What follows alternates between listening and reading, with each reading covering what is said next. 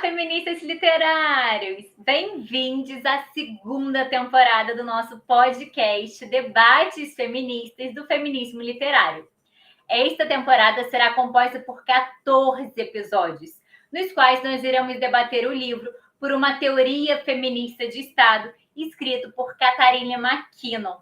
Quem me acompanha já sabe que eu sou apaixonada por essa autora, pelas suas análises estruturais das sociedades patriarcais em que vivemos e pelas contribuições que influenciaram na alteração da realidade social dos Estados Unidos e também de outros países.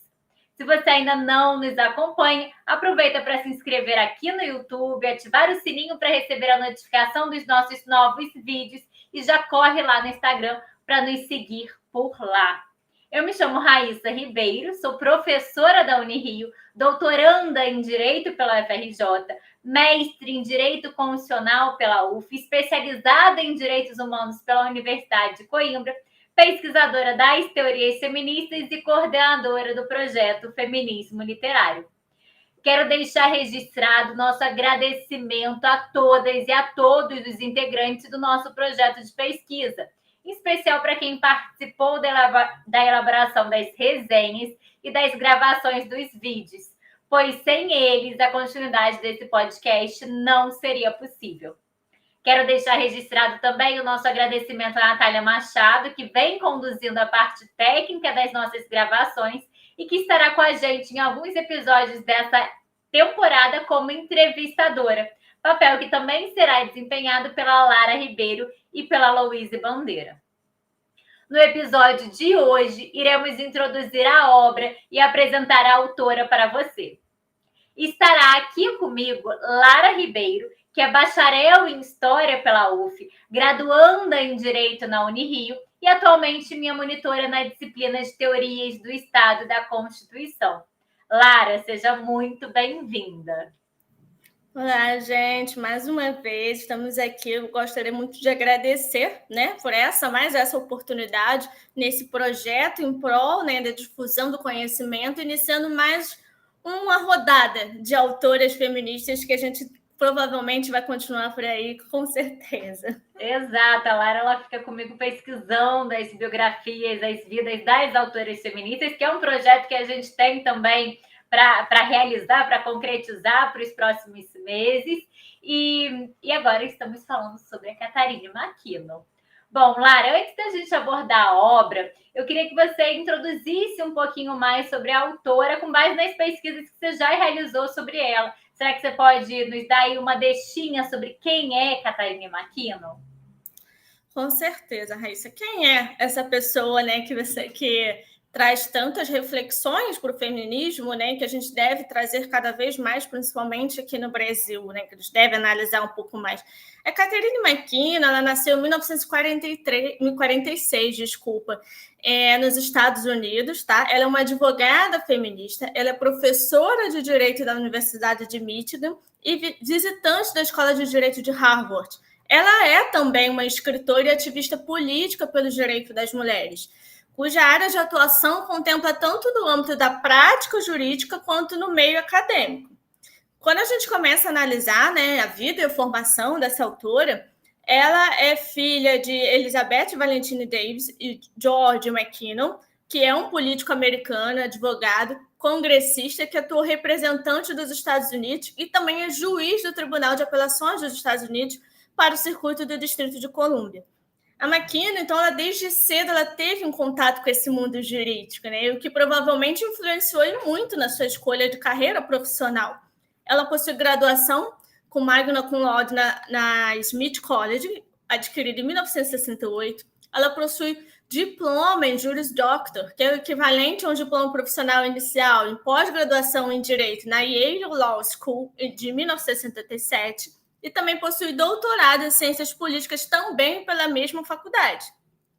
Eu acho que, além, uma outra coisa que é importante a gente destacar é que, além dessa carreira jurídica, que é renomada internacionalmente, ela também exerce uma grande influência no mundo acadêmico jurídico, Ela é uma das mais citadas e publicadas mundialmente, com os estudos que versam sobre direito, política, gênero e sexualidade. Então, desde 1980, além de atuar como advogada, a McKenna ocupa o seu espaço como professora visitante de diversas faculdades de direito, tais como a de Chicago, Harvard, Stanford, Yale, além das faculdades no exterior, como a Osgoode Hall, no Canadá, e a Universidade de Basileia, na Suíça, e a Universidade Hebraica, em Jerusalém. Ela também, dentro, né, dessa carreira acadêmica dela, que é brilhante, ela também recebeu bolsas de estudo no Instituto de Estudos Avançados, em Princeton, e no Centro de Estudos Avançados em Ciências do Comportamento, em Stanford. Também há uma outra bolsa que ela adquiriu fora, que foi o Instituto de Estudos Avançados em Berlim e na Universidade de Cambridge. Então, desde 1990, ela é uma professora contratada pela Universidade de Direito de Michigan e, a partir de 2009, ela também passou a exercer o cargo de professora visitante de Direito na Universidade de Harvard. Ademais, né, a McKenna ela também acumula prêmios importantes que foram obtidos através de toda a sua pesquisa acadêmica, de toda a sua obra. Dentre eles, a gente pode falar do Woman of Vision Award, em 2019, que foi um prêmio fornecido pela National Organization of Human, e o Lifetime Achievement Award, fornecido pela Associação Americana, né, de Direito voltado para a divisão feminina, se a gente pode traduzir assim para o português, que foi recebido em 2014, né? Cujo propósito, né, desse prêmio é justamente homenagear as pessoas que têm apresentado pesquisas e feitos que impactem as mulheres e a comunidade jurídica e acadêmica. E aí, gente, por essa breve apresentação, breve mesmo apresentação do currículo da McKenna, vocês conseguem imaginar o impacto que a atuação dessa mulher tem tido e as fortes contribuições que ela traz para o feminismo. Bom, eu quero abordar com vocês nesse momento um pouco sobre a obra que nós iremos nos debruçar nessa temporada. Nós iremos, nessa temporada, falar sobre a obra Por uma Teoria Feminista de Estado, através de uma tradução livre minha, que infelizmente não foi até hoje traduzida para o português. Ela foi lida por nós nas versões em inglês, em espanhol, e é resultado de um trabalho compartilhado, intelectual compartilhado pela autora, e de debates teóricos contínuos que ela realizou por quase 2 décadas. Então, é um livro que veio sendo aprimorado. A primeira vez que o livro foi publicado foi em 1989, e esse livro ele vai analisar o poder social que promove a desigualdade entre homens e mulheres na nossa sociedade. O livro ele vai explorar o significado da hierarquia dos sexos e vai observar como é que essa hierarquia vai ter relação com o conhecimento, com a política, e a partir disso, McKenna ela vai construir uma epistemologia feminista a partir da política sexual. O livro ele vai se estruturar em 3 partes. Em um primeiro momento, a primeira parte versa sobre feminismo e marxismo. A segunda parte sobre o método, sobre a construção de uma epistemologia feminista, sobre uma teoria de conhecimento feminista. E a terceira parte vai versar sobre o Estado dentro de uma perspectiva feminista. Na primeira parte, feminismo e marxismo, a autora ela vai partir dos pressupostos da teoria marxista para construir uma teoria feminista pautada na sexualidade.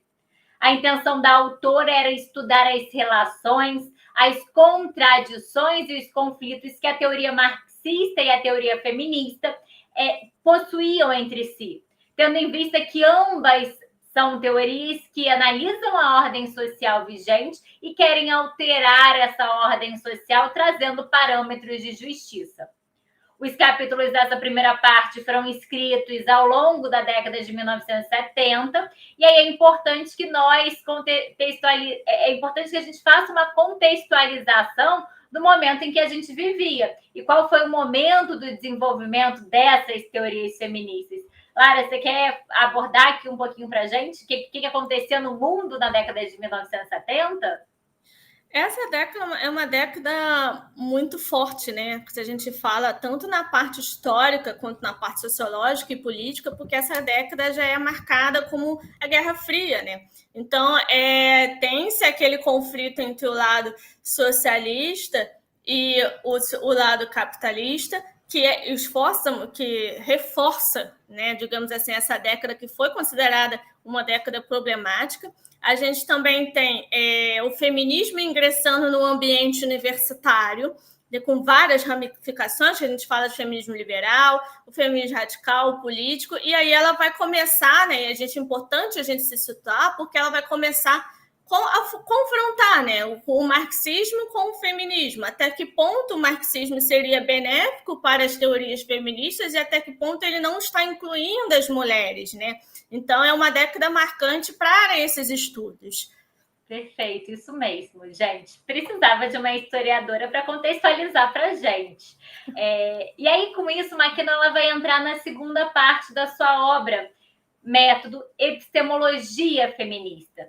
E McKinnon ela vai observar que autoras como a Mary Wollstonecraft, a Charlotte Perkins, a Simone de Beauvoir, a Kate Millett e a Andrea Dworkin, autoras feministas de renome, já traziam propostas de práticas de modificação da realidade social, trazia propostas e demandas feministas.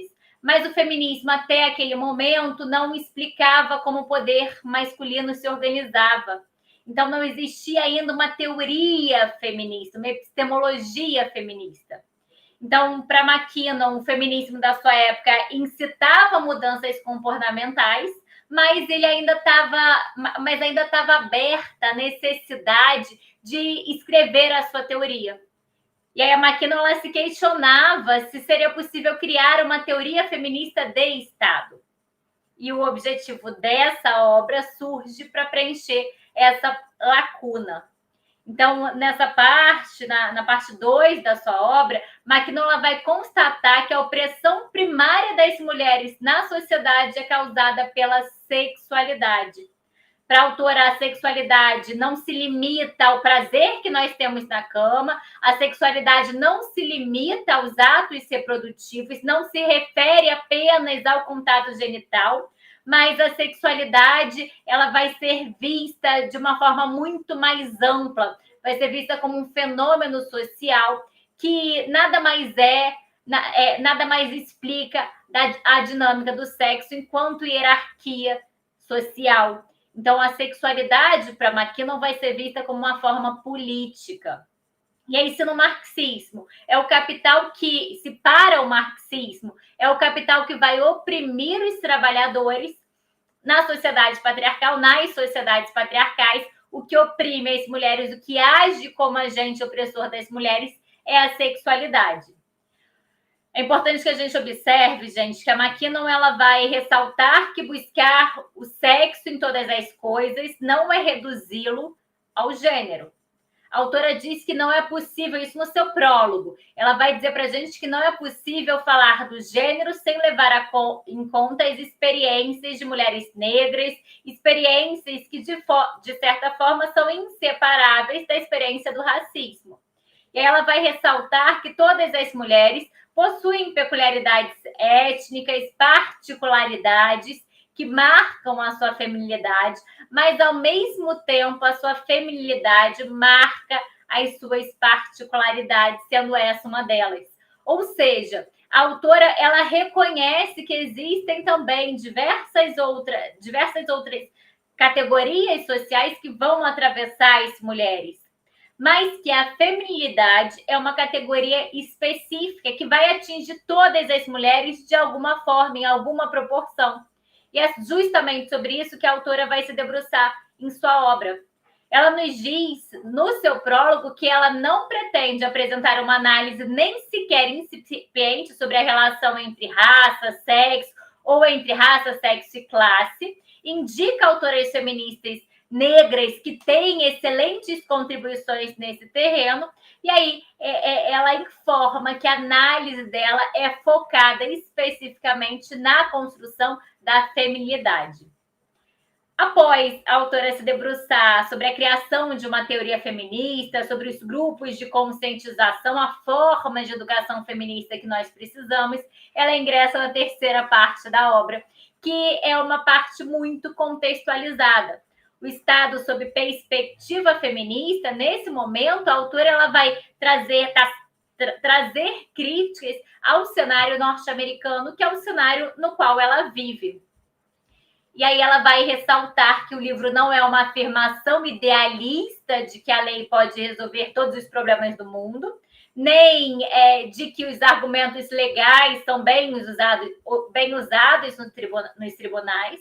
O que a autora ela quer nessa parte é reconhecer o poder do Estado, é reconhecer o poder da lei e observar como é que esses poderes constituem realidades políticas que são aplicadas às mulheres. Então, por isso, os capítulos que vão compor essa parte, eles vão versar sobre uma situação estadunidense, sobre situações vividas nos Estados Unidos durante esse período. Então, temas como violência sexual, aborto, pornografia vão ser enfrentados pela autora. No seu prólogo, a autora também vai nos dizer que boa parte dos outros trabalhos nos campos concretos da lei vão apresentar práticas para resolver algumas deficiências teóricas que são apresentadas no livro. Então, como é que a teoria dela vai se relacionar com a sua prática diária? E é justamente sobre isso que nós vamos conversar agora. Lara, eu sei que você fez uma pesquisa sobre as contribuições que a McKinnon trouxe para o cenário jurídico, para o cenário social. Você pode mencionar algumas delas para a gente?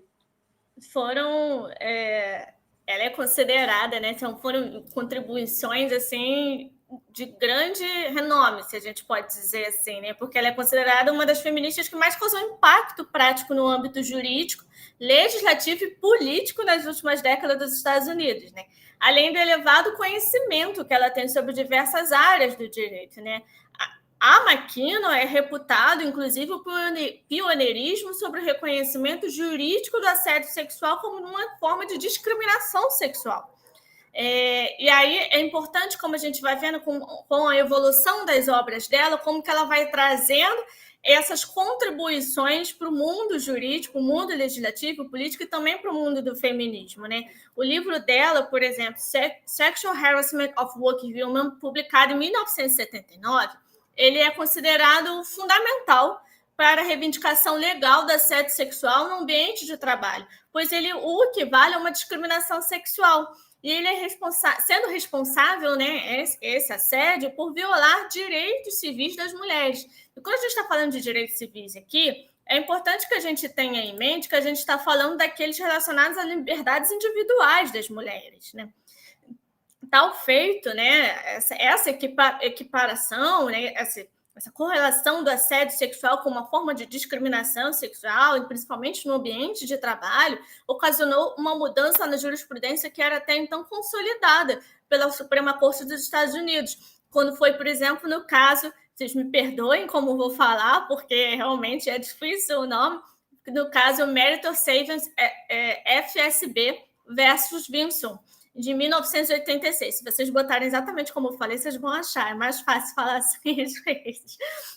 E hoje em dia, essa equiparação, essa associação é amplamente utilizada e aceita nos tribunais, né? Os estudos e as pesquisas dela são utilizados até hoje como uma base e influência para mudanças legislativas e movimentos sociais em prol do direito das mulheres.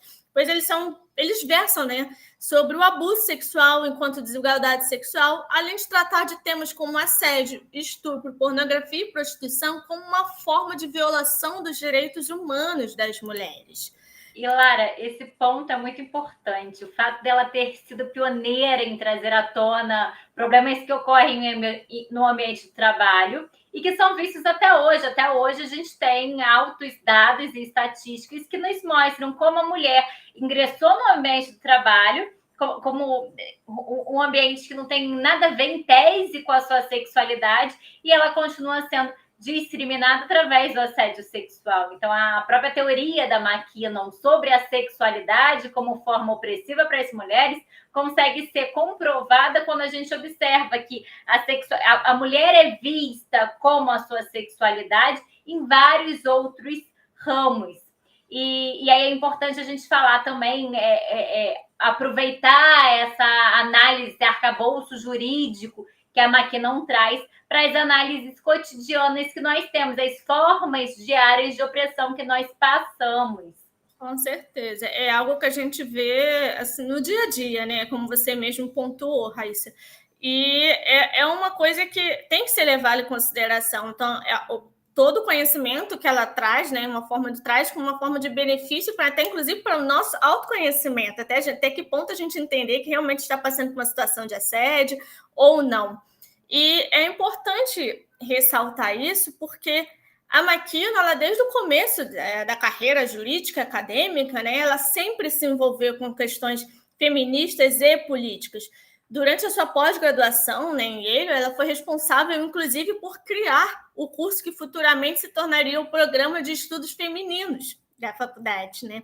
Ela também se posicionou politicamente contra a Guerra do Vietnã e participou do movimento de libertação feminina. Eu acho interessante a gente perceber como que as pesquisas e os estudos sempre andaram lado a lado, né, com a vida política e a vida profissional da McKinnon. Ela traz a realidade dela para dentro dos estudos. Isso é muito interessante da gente poder visualizar, porque é um exemplo, né? Quando a gente vê e fala assim, poxa, ela visualizou na carreira dela, visualizou não só acadêmico, mas na vida pessoal dela, né? Um outro ponto, fato, né, na verdade, muito interessante a respeito da McKinnon é que, em conjunto com a Andrea Dworkin, ela atuou contra a pornografia, reconhecendo como danosa para a proteção dos direitos civis das mulheres. E a partir do entendimento de que isso reforça a subordinação sexual das mulheres, além de perpetuar a dominação masculina, o que consistiria numa discriminação sexual. Futuramente, essa atuação conjunta vai influenciar, inclusive, na redação da lei antipornografia e na abolição da prostituição, sendo ambas responsáveis por propor em conjunto a lei antiprostituição na Suécia, que é chamado modelo sueco, né, Equality Model, e que hoje já é aceito em diversos países. Né? Dentre outros feitos na sua atuação jurídica, um dos que eu mais gosto, inclusive, é o seu caso mais famoso, que é o Kedik versus Karadzic, de 2000, que foi aquele em que ela representou as mulheres bósnias e croatas, sobreviventes das atrocidades sexuais dos sérvios. Foi o primeiro caso a conceber o estupro como um ato de genocídio. Também atuou, né, ela também foi responsável por atuar como primeira consultora especial de gênero para o promotor do Tribunal Penal Internacional em Haia, correspondente ao período de 2008 a 2012. Também foi responsável pela implementação do conceito de crime de gênero. Então, essa teórica, né, feminista, a McKinnon, ela possui uma carreira consolidada internacionalmente. Ela é comumente consultada pelas Nações Unidas, além de trabalhar regularmente na colisão contra o tráfico de mulheres e na colisão ERA. Ela é, só nesse breve feitos, né, que a gente está falando aqui, porque não dá para você, a gente começa a falar, vai ser um monte de coisa. Ela é, de fato, né, uma das feministas que mais contribuiu, tanto no sentido acadêmico, quanto no exercício da sua profissão enquanto advogada, na defesa e na proteção dos direitos das mulheres. Né? Ela é autora de diversos livros, ela traz uma abordagem teórica e política sobre a discriminação sexual, que vão desde nas análises marxistas, que, por exemplo, a gente vai abordar um pouquinho aqui nos debates, né, dos próximos capítulos, até a compreensão da sociedade enquanto promotora dessa discriminação, principalmente por conta das leis que existem, né, que são predominantemente masculinas, feitas de homens para homens, né? E, Lara, é uma grande pena que a Mackinon seja pouco conhecida aqui no Brasil e que suas obras não tenham sido traduzidas para o português. Sim. São poucos artigos artigos escritos por ela, que nós temos tradução em português, publicados em revistas especializadas, em livros. Então, falta muito acesso às obras dela, que trazem análises estruturais para a gente compreender a sociedade que a gente vive. E eu fico muito feliz de estar trazendo aqui a Mackinon, uma obra da Mackinon, para a gente dialogar, para a gente conseguir levar para a comunidade, de forma geral, os seus pensamentos, as suas reflexões. Então, gente, é isso, meus feministas literários.